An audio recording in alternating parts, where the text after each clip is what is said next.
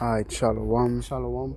First and foremost, before we begin, we'd like to give all praise, all glory, all honor unto Yahweh, Bashem Yahushai, Bashem Racha Kwadash.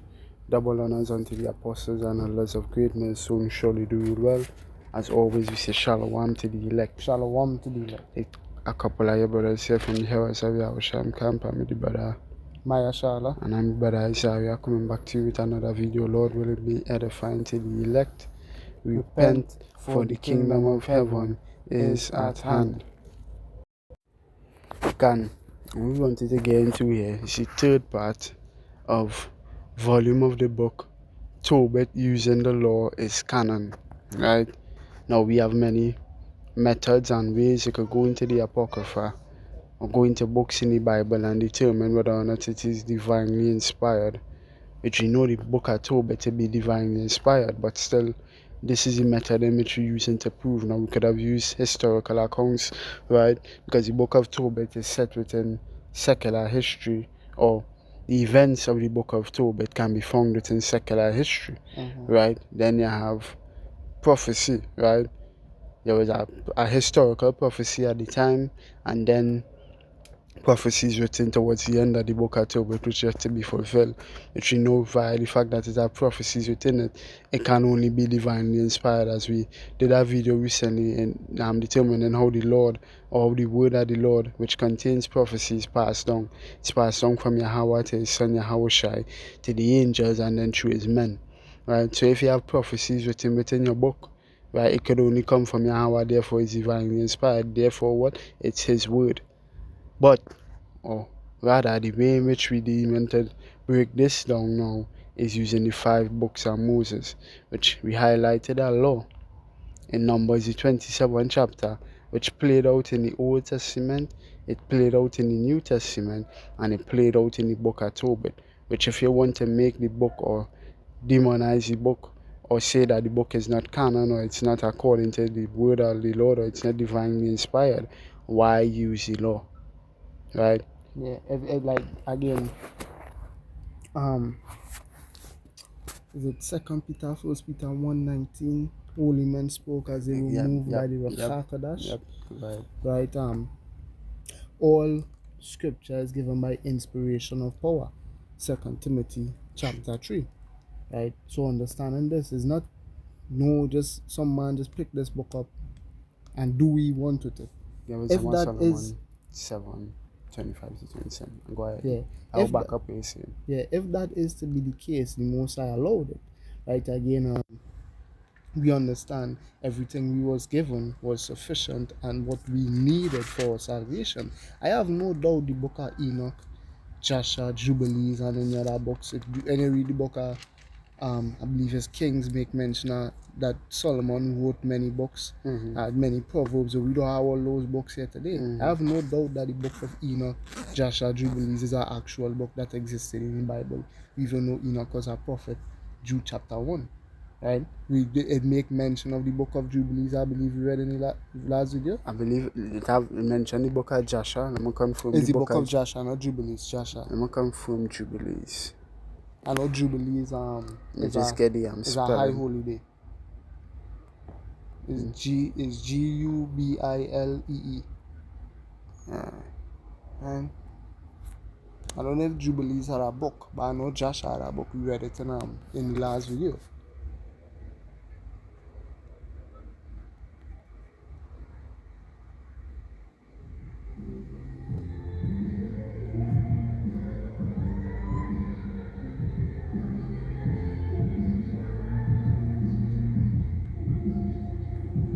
Doesn't seem to have a book. Right? Doesn't seem to have a book.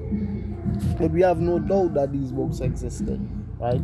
But were they tainted? Yes, they were. And did the Most High allow it to happen? Yes, he did.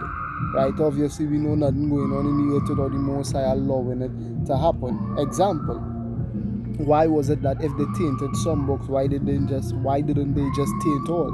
Because then we would have been fucked, right? Scriptures make mention of these things were written aforetime, were written for our learning, that we through hope or through faith, I believe was the word, may have comfort, right? So We understand the necessity of these things being written again, cause these things to be written in paper, for they are faithful and true. So understanding that, the Most High could have allowed all the books to be tainted, he could have allowed none of the books to be tainted. But whatever was tainted and taken out was not necessary. However, the Apocrypha is absolutely necessary, that you understand that that book needs to be read. Right? You cannot have the complete understanding of the Bible and omit the 14 books in the Apocrypha. Right? Understanding that, we now want to get into this here, using the law to prove that the book of Tobit belongs not only in the Apocrypha, but by extension belongs in the Bible. Which Right? we're gonna just highlight the law because we went into it in the first part. There's the third installment currently. Right. So we're just gonna highlight the law, which is in Numbers 27 from 1 to 11, and Numbers the 36th chapter. Right, the entirety of the 36th chapter. Yes. Right, and so let's read Numbers 27, and this is verse 1, but the footnote for verse 1. Right? It says, the daughters. Alright, let's just read verse 1 and then get to this footnote, and then we get into the video. Right? Numbers 27, 1. Then came the daughters of Zelophehad, the son of Hepher, the son of Gilead, the son of Machir, the son of Manasseh, of the families of Manasseh, the son of Joseph. And these are the names of his daughters: Mala, Noah, Hoglah, Milcah, and Tirzah. The daughters, in the orders for the division of the land just given, no provision had been made for females, meaning land and inheritances were passed down through the seed line, through men. In case of failure of male issue, the 5 daughters of Zelophehad therefore considered themselves as destitute, meaning their father didn't have any male children, right? And they know they couldn't keep land for themselves, right? Having neither father nor brother and being themselves entirely overlooked. And they agreed to refer the case to Moses and the rulers, whether it were not equitable that they should inherit their father's portion. This led to the enactment of an additional law to the Civil Code of Israel, which satisfactorily ascertained and amply secured right of succession in cases of inheritance. This law, which is as reasonable as it is just, stands thus. So this is the brief synopsis of it, so we don't have to read the 13 verses, right? It says, on the demise of the father, the estate descended to the son. So that's the original estate of the law, right? If there be no son, the daughters succeed. If there be no daughter, the brothers of the deceased inherit. So father, or let me use brothers within scripture to make it easier: Peter and Andrew. Right? Peter has no son, right? No descendant from him who is his son, right? And he has no daughters as well. All his things, all his inheritances, all of his rights, his land, all of that passes to who? Andrew. If there be no brethren, and that is once Peter has died, right? And having made no children. If there be no brethren, so Peter didn't have any brothers, or paternal uncles, right? So he didn't have any uncles, meaning brothers of his father. The estate goes to the granduncles or the brothers of his father, right? So the granduncles would be who? His grandfather's brothers, right?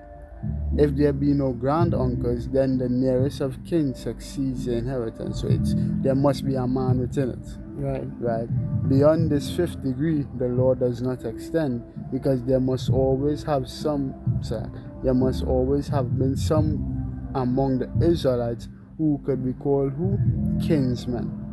Right, which we just read the synopsis of the kinsmen redeemer law. And just to make a point, if there be no son, the daughters succeed, and they succeed in the sense that eventually, when they would marry husbands inside their own clan, inside their own family, right, related to the man who passed, their father, then what happens? The sons that they would make, Salakia, would then be the ones who have the right to inherit wherever it is the father couldn't. Seems Lost through his death, right? similar to the law So it's of like the the Salakia not to cut you off. It's like the raise up seed unto the father. Like how scriptures make mention of raise up seed unto your brother. It's like the raise seed. There's like a raise seed unto the father. exactly what I was gonna say concerning the law of the kinsman redeemer. Right. So it's a similar law here, right? So with this being established, we then wanted to go to instances because we say in order to prove the book of Tobit canon, we're gonna prove that instances or this law was being enacted in the Old Testament, right? It was then enacted in the New Testament and then enacted in the Apocrypha in the book of Tobit. So this backs Tobit, right? Because why would you write a story so similar to that which took place in the Old Testament and the New Testament when it could have made up and you have proven to made up bullshit? Proof of that the book of Jubilees, the book of Joshua, the book of Enoch. Yeah, the book of Enoch, I've just heard of it, or what I have about Shemesha, you never put no spirit on me to go into that book. That book is failure from what I've heard. Nephilim and giants and all kind of madness. So you all have proven the ability to go into the book and do utter nonsense. Book of Tobit doesn't seem to be utter nonsense. Exactly. Right? So let's get this here. Joshua 17 from 1, which this was a fulfillment of the promise made within the law and the law being enacted and actually playing out in Joshua the 17th chapter. Right? It says there was also a lot for the tribe of Manasseh, for he was the firstborn of Joseph. To wit, from Machir, the firstborn of Manasseh, the father of Gilead, because he was a man of war. Therefore he had Gilead and Bashan. Right? There was also a lot for the rest of the children of Manasseh by their families, for the children of Abiezer, for the children of Helek, and for the children of Azriel, for the children of Shechem, and for the children of Hefer, and for the children of Shemida. These were the male children of Manasseh, the son of Joseph, by their families. Each man being a head of his own clan. Right. But Zelophehad, the son of Hefer, the son of Gilead, the son of Machir, the son of Manasseh, had no sons but daughters. And these are the names of his daughters, which they reference here back to Numbers 26, 33, Numbers 27, and Numbers 36, the accounts, right? And these are the names of his daughters, Malha, or Mala, and Noah, Hogla, Milcah, and Tirzah. And they came before Eliezer, so they went before Moses and the elders of Israel aforetime, and now after the conquest of the land they come before Eliezer, who is the priest now, and Joshua. And before Joshua the son of Nun, and before the princes, saying, the Lord Yahweh Ba'ashem Yahushai commanded Moses to give us an inheritance amongst our brethren. Right? Therefore, according to the commandment of the Lord Yahweh Ba'ashem Yahushai, he gave them an inheritance among the brethren of their fathers. So he gave them an inheritance, but how would they attain this inheritance and continue on this inheritance? Marriage. Numbers 36 proves that. I'm going to go back to Numbers 36 to back this up. Right? They should give it here. Right? They didn't give it. And right?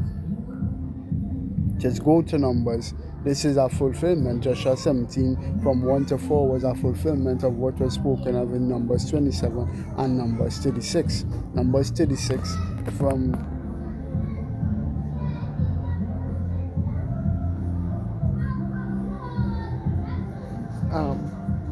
wait say so like everybody wouldn't marry whomever is deemed right. Looking out for it. I believe it's 11.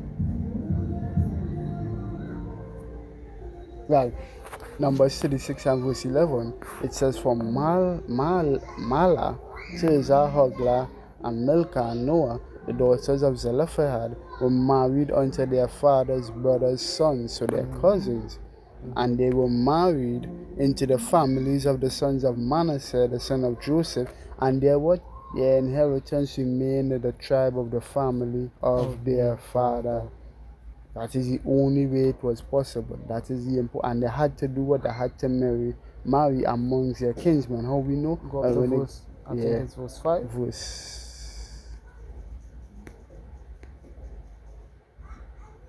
Look at it. Well, we could read this, but I want to read this. I want to read the point. Right. Verse 3, Numbers 36 and 3. And if they be married to any of the sons of the other tribes of the children of Israel, then shall their inheritance be taken from the inheritance of our fathers, and shall be put to the inheritance of the tribe whereunto they are received. So shall it be taken from the lot of our inheritance. And when the jubilee of the children of Israel shall be, then shall their inheritance be put unto the inheritance of the tribe whereunto they are received. So shall their inheritance be taken away from the inheritance of the tribe of our fathers. So in order to make sure the inheritance stuck with the people they got it from, right, they had to marry from their same tribe. Yeah, go ahead. Point blank period. Right? This is the thing which the Lord Yahweh. Oh, sorry, go ahead. Verse 6, yeah.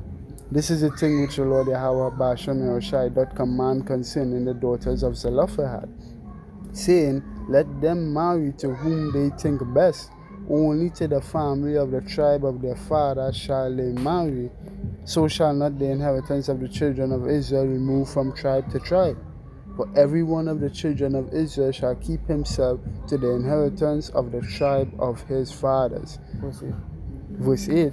Just want to read this note here as well. Sorry. That is, he shall not endeavor to obtain any part of the inheritance of another tribe by marrying what? An heiress. They were heiresses because what? They had no male. The father had no male heir, which the only way it could be an heir. Which heir and heiress, masculine and feminine, are the same noun. You understand? The father had no heir, right? Heiress can only come into the picture when the father had no heir, otherwise there's no such thing as an heiress, right? There would be no need for one because again, the ones who continue in the line is the sons. Exactly.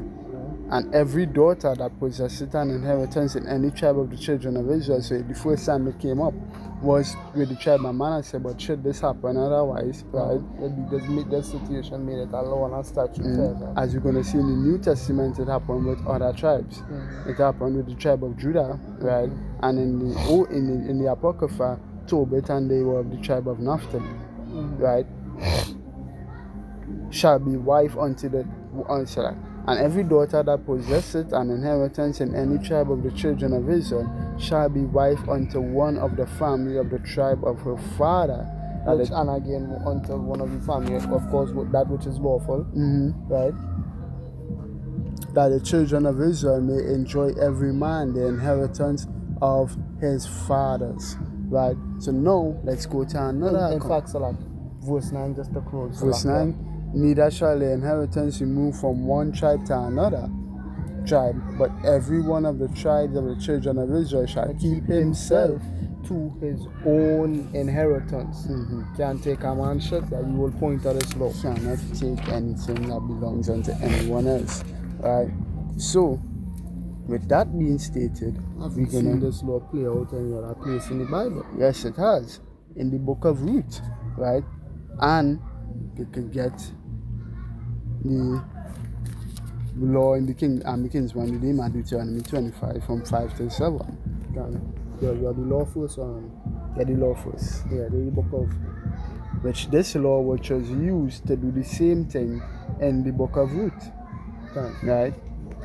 There's the book of Numbers, chapter 25. I'm reading from verse 5. Yes, the heading here.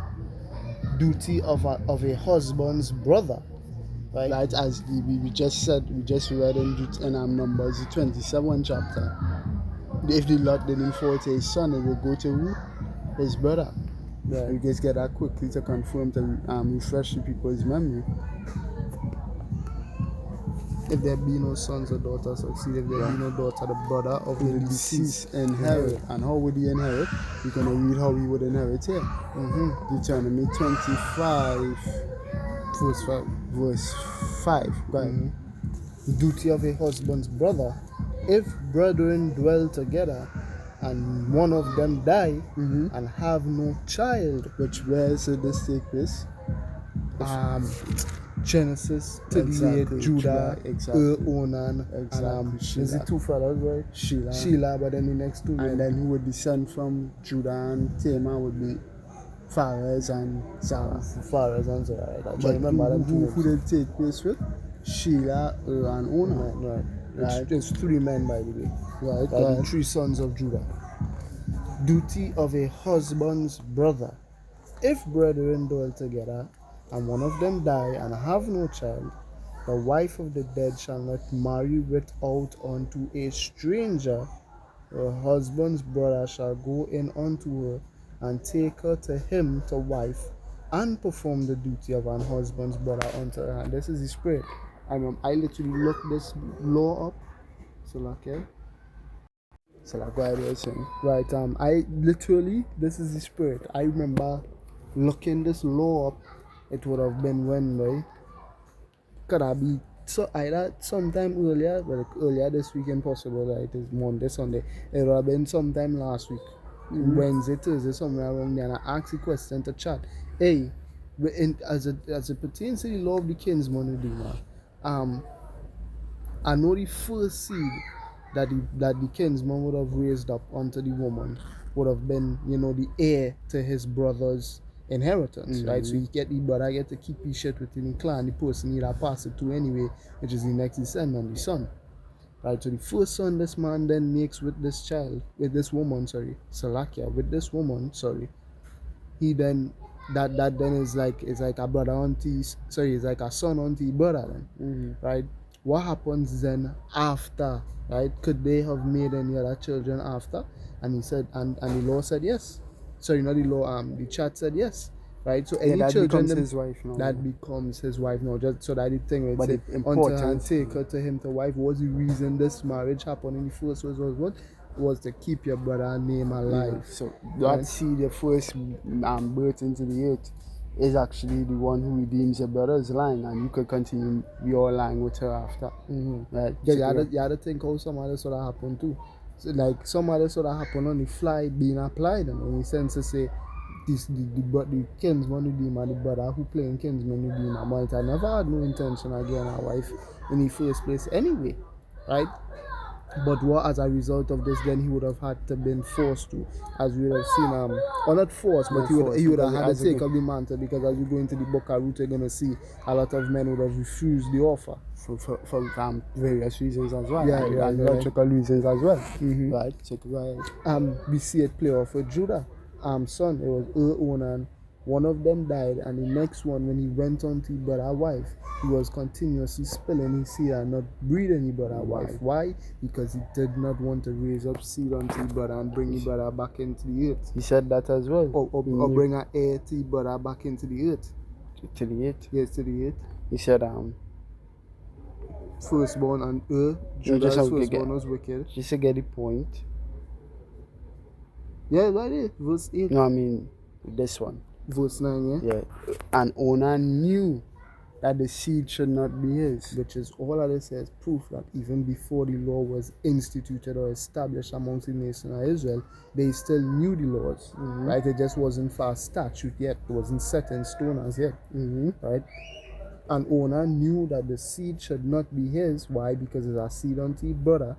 And it came to pass when he went in unto his brother's wife that he spilt it on the ground, lest he should give seed unto his brother. And the thing which he did displeased Yahweh. So he displeased Yahweh, wherefore he slew him also. So the Most High killed him, because what he would not raise and bring the name of his brother back into the earth. Take a ride, verse 6. Right, verse 6. Going on to take her to him to wife and perform the duty of her. Right, verse 6. And it shall be that the firstborn which she bare shall succeed in the name of his brother which is dead. And I remember I made the point earlier that it would have been the first son, but it didn't even bound to be the first son, because if it was a daughter, she could have just married somebody in the clan and continue. Yeah, Salakia, I made a mistake there, because I just made mention of it. If it had been a daughter, then it would have been okay, because then they'd have just do it as hogla and milk, and no, I just did. But I know the case, because when you go into the child here, right, it says son, grandson, child member, or born in the Hebrew. So it's the firstborn son that is made of the union. Yeah, it's that's what they're looking for, none of daughters. Right, go ahead. And it shall be that the firstborn which she bare shall succeed in the name of his brother which is dead, that his name be not put out of Israel. And if the man like not to take his brother's wife, then let his brother's wife go up to the gate unto the elders and say, my husband's brother refuseth to raise up unto his brother a name in Israel. He will not perform the duty of my husband's brother. Then the elders of his city shall call him and speak unto him. And if he stand to it and say, I like not to take her, then shall his brother's wife come up unto him in the presence of the elders, and loose his shoe from off his foot, and spit in his face, and shall answer and say, so shall it be done unto him, unto that man that will not build up his brother's house. And his name shall be called in Israel the house of him that hath his shoe loosed. Can. So you see, law is enacted here. Look at how convoluted this law is. How much layers perplex this law is, and how much layers it have to it. Which perplex, yeah, but we know it's still simpler, right? Scriptures make mention of the simplicity in Mashiach. It's still simple in its application, but it's multifaceted. Right? So, after seeing that, how could they go through he don't have the ability to go into that law and understand it, you know? No, they Much don't. if they, because how we know the person who write that in Tobit would have had to have understood it. Because it was written at T according to the law. He don't know have the ability to go into the law and write that down to a T much and then make up a whole story with that involved. Because that was like a subplot to the whole overarching story, you know? of Tobit, because we know ultimately, yet are some heathens who well versed in the law and understand it, because heathens were taught the law as well. Ishmael was taught the law by Abraham, because he would have been in Abraham's house. Esau was taught the law by Isaac, right? Because he would have been in Isaac's house.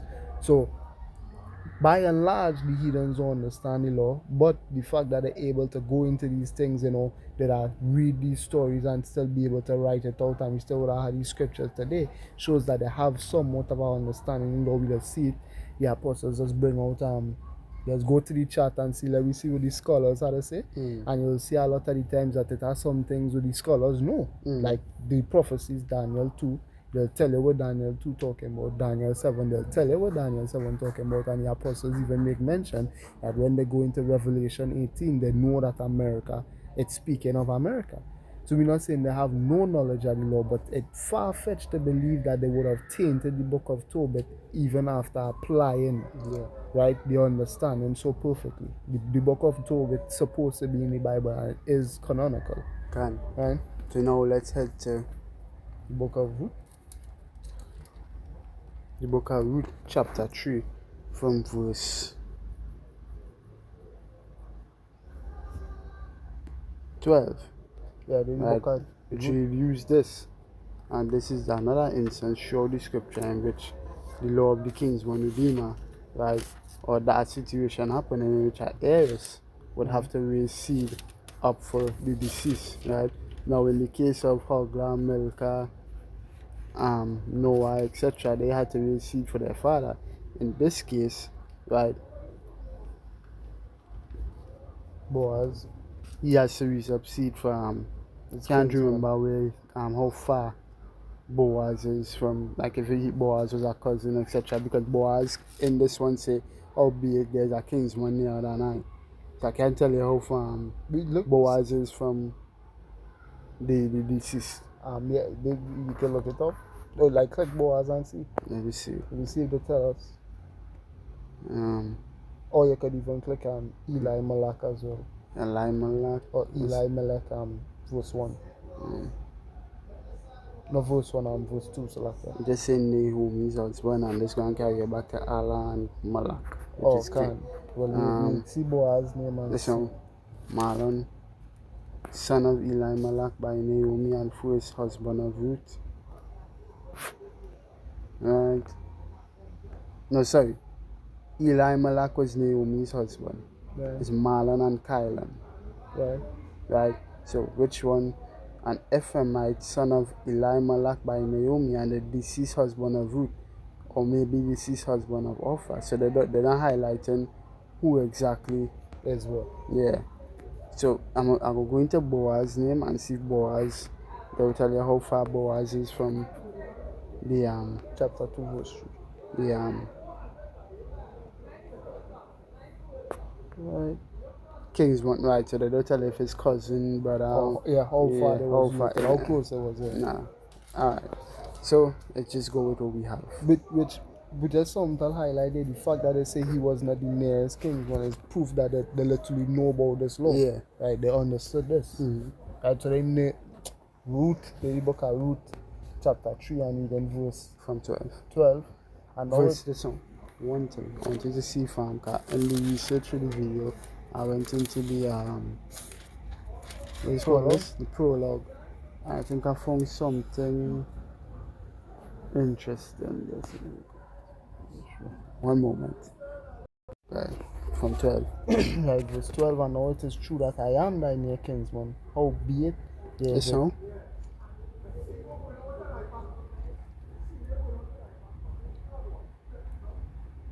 Alright, go ahead.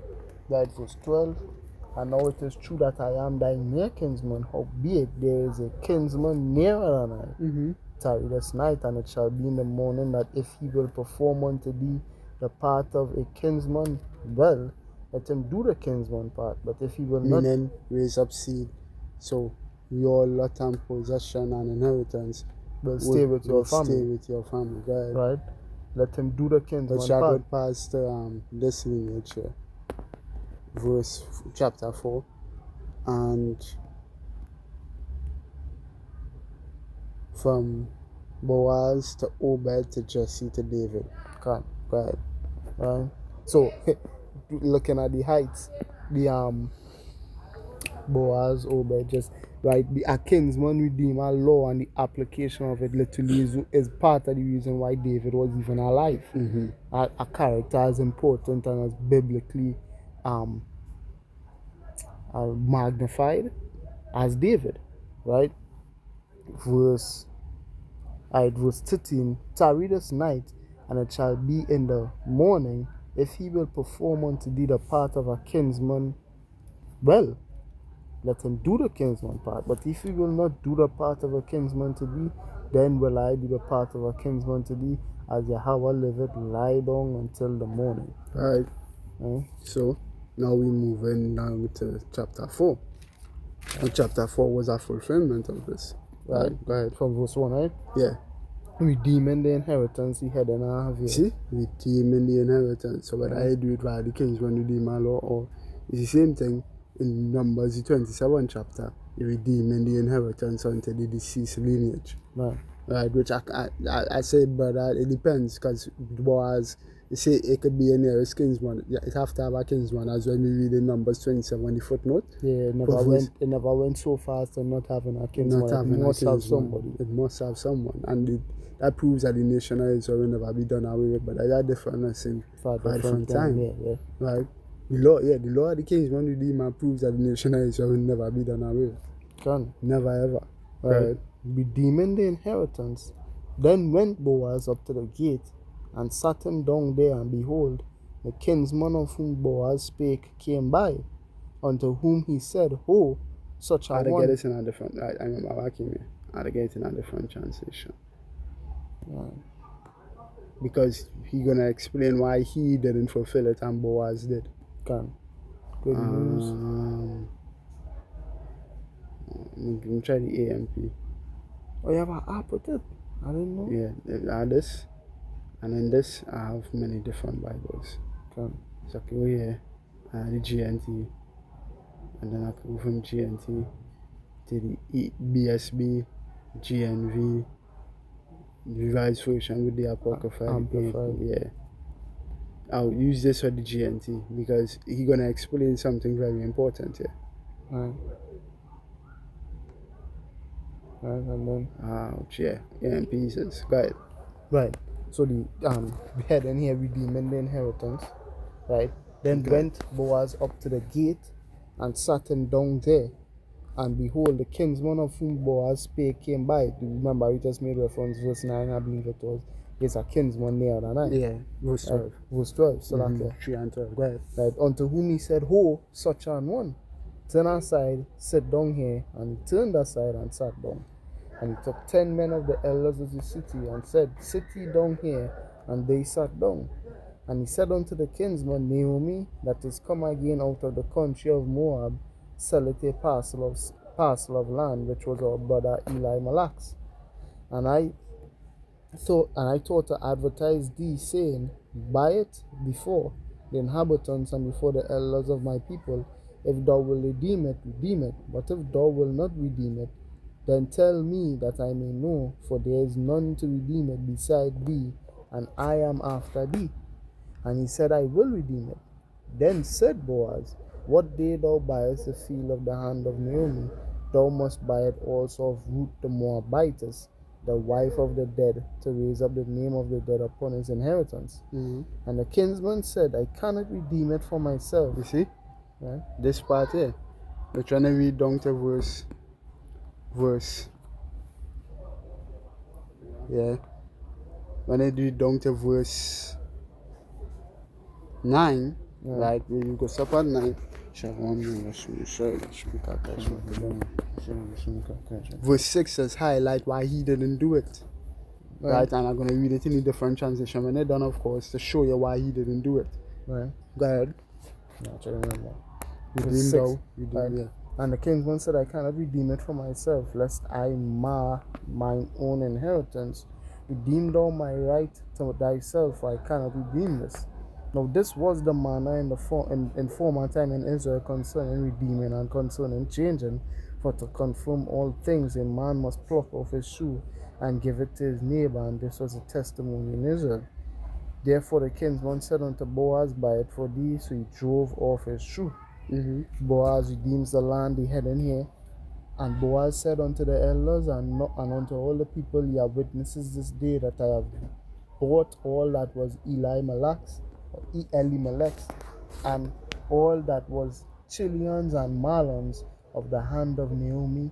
Moreover, Ruth the Moabitess, the wife of Mahlon, have I purchased to be my wife, to raise up the name of the dead upon his inheritance, that the name of the dead be not cut off from among his brethren, and from the gate of his place ye are witnesses this day. Right.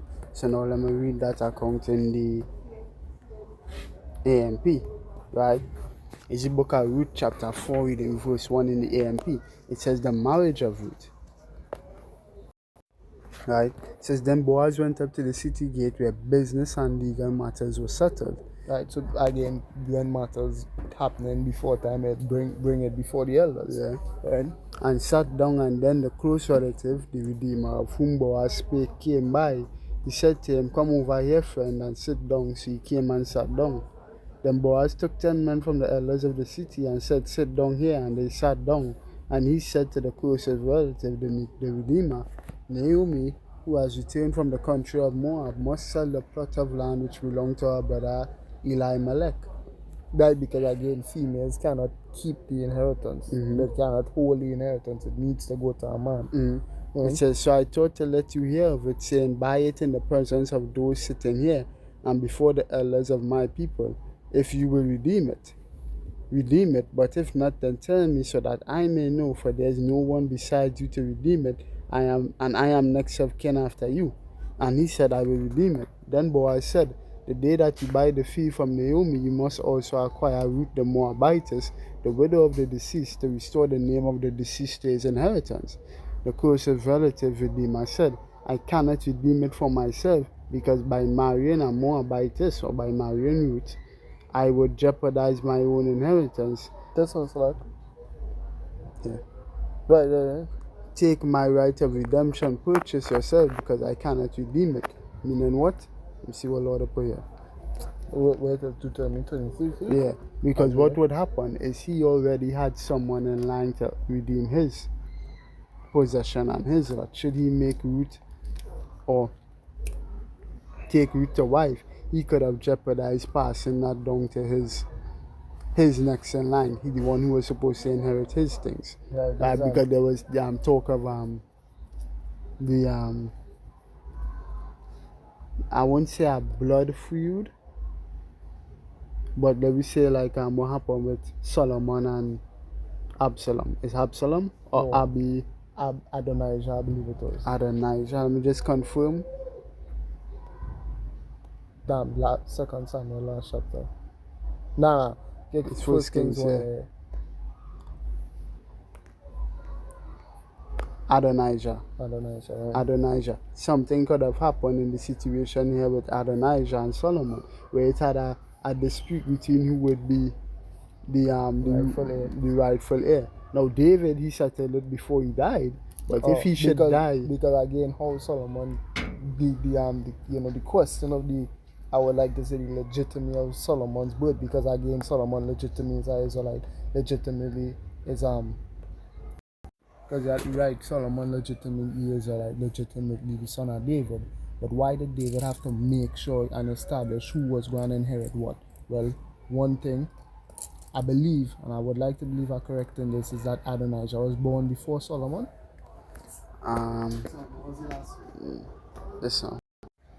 Right, yes, Adonijah was older than Solomon. Both were sons of King David, but Adonijah was his fourth son, born to Haggith, while Solomon was born much later to Bathsheba. Now, tying it back to his wife, if you understand the story behind who Solomon's mother is, she was originally the wife of Uriah, who David plotted, had him murdered, blah, blah, blah. All of them things, when you're looking at the legitimacy of Solomon making claim to being the king, all of those could have hurt his chances of becoming said king. What I'm trying to say, but look how you born and this, that, the other. So what David make sure and do as a reading here in this first Kings, he settled that before he died. He said, forget all that. Solomon is the man who's supposed to rule. So now, as you saying that he might have had things in line, right? Of things he wanted to, he already had lined up this person that inherit, that person that inherit. Now coming to this woman here that might have present a problem, right? So he's saying, you know what, I can't really deal with that because I have my own business pending here. So Yeah, go ahead, go ahead. right, so what coming together with this woman might jeopardize that, right? So he said, now you know what, you go ahead because as as um as we see here, Boaz made sure to tell the kinsman redeemer that I am next in line. And the reason he's saying that is because he know he ready and willing to do it because he had nothing going on. He don't know descendants, he don't have no wife as far as we know, right?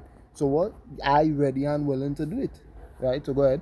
You can confirm me. Yeah, the man answered, in that case I will give up my right to buy the field because it would mean that my own children would not inherit it. You buy it, I would rather not. Exactly. Right. Right. So he know the CD race up, but it wouldn't be his. Same thing with Onan and Right. But the difference is he was more righteous than Onan. Onan intent. He didn't go with the woman to then say, alright, I'm not gonna do it. Because he went and made sure and say, hey, I'm not even going to enter in onto the woman because I know my intention is not to raise up a seed unto this man. Because of all my personal business and matters. Right? So Lord will, this video is edifying and that you all were edified. In closing, that's Sinkal Halalim La Yahweh Basham Yahushai Basham Raka Kodash. Double honors unto the apostles and elders of greatness, so we surely do well. As always, we like to say shalom to the elect. There's a couple of brothers here from the heavens. I Yahushai, come the brother Maya Shara. and I'm the brother Isaiah saying shalom. Repent, for the kingdom of heaven is at hand.